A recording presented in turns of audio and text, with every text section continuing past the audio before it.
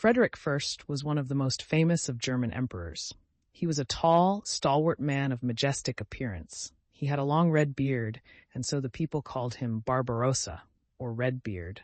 He came to the throne in 1152. At that time, the province of Lombardy in northern Italy was a part of the German Empire. In 1158, Milan, the chief city of Lombardy, revolted. Then over the Alps came an army of 100,000 German soldiers, with Frederick at their head.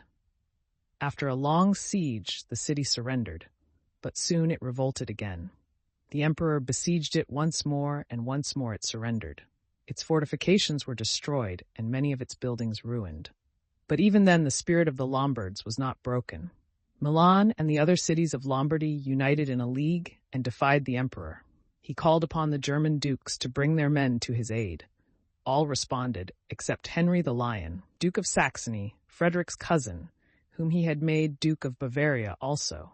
Frederick is said to have knelt and implored Henry to do his duty, but in vain.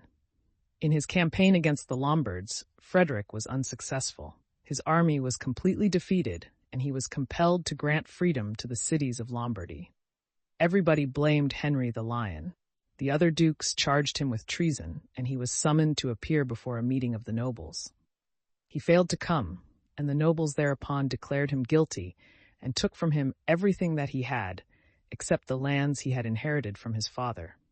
Frederick now devoted himself to making Germany a united nation. Two of his nobles had been quarreling for a long time, and as a punishment for their conduct, each was condemned, with 10 of his counts and barons, to carry dogs on his shoulders from one country to another. Frederick finally succeeded in keeping the nobles in the different provinces of Germany at peace with one another, and persuaded them to work together for the good of the whole empire. He had no more trouble with them, and for many years his reign was peaceful and prosperous. After the Christians had held Jerusalem for 88 years, it was recaptured by the Muslims under the lead of the famous Saladin in the year 1187. There was much excitement in Christendom, and the Pope proclaimed another crusade. Frederick immediately raised an army of crusaders in the German Empire, and with 150,000 men started for Palestine. He marched into Asia Minor, attacked the Muslim forces, and defeated them in 2 great battles. But before the brave old warrior reached the Holy Land, his career was suddenly brought to an end. One day his army was crossing a small bridge over a river in Asia Minor. At a moment when the bridge was crowded with troops, Frederick rode up rapidly. He was impatient to join his son, who was leading the advance guard, and when he found that he could not cross immediately by the bridge, he plunged into the river to swim his horse across. Both horse and rider were swept away by the current. Barbarossa's heavy armor made him helpless, and he was drowned. His body was recovered and buried at Antioch. Barbarossa was so much loved by his people that it was said, "Germany and Frederick Barbarossa are one in the hearts of the Germans." His death caused the greatest grief among the German crusaders. They had now little heart to fight the infidels, and most of them at once returned to Germany.